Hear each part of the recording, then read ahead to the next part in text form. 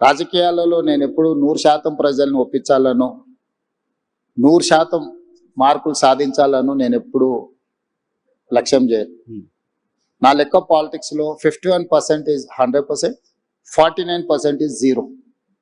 నువ్వు గెలవాలంటే 51% చాలు నీకు రాజకీయాలలో. ఈ గేమ్ లో ఉన్న రూలే అది. 51%, 61 సీట్లు వస్తే నువ్వు ప్రభుత్వాన్ని ఏర్పాటు చేస్తావు. 59 సీట్లు వస్తే ఇంటి దగ్గర కూర్చుంటావు. సో 59కి 61కు తేడా 2. సో ఇక్కడ మనము 100% ప్రజల్ని మెప్పించాలను, లేదా 100% ప్రజలు మనం చెప్పినట్టే వినాలను మనం కోరుకుంటే మనకు తప్పకుండా డిస్సాటిస్ఫాక్షన్ అనేది మనల్ని చేస్తూనే ఉంటది.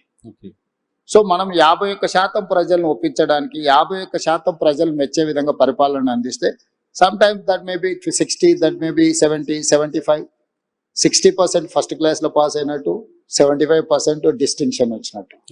ఎట్ ద మ్యాక్స్ నువ్వు పెట్టుకోవాల్సిన ఎఫర్ట్స్ కానీ లక్ష్యం కానీ 60% నుంచి 75% మధ్యలో నీ నిర్ణయాలను ప్రజలు ఆమోదిస్తే that is the biggest victory.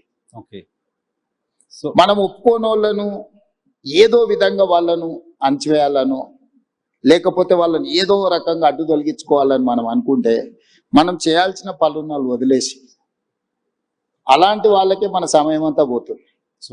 మన ఎనర్జీ అనేది, మన ఆలోచన అనేది మనకి ఏం కావాలనే లక్ష్యం కోసం ఉపయోగించినప్పుడు తప్పకుండా దాని ఫలితాలు వేరే రకంగా ఉంటాయి.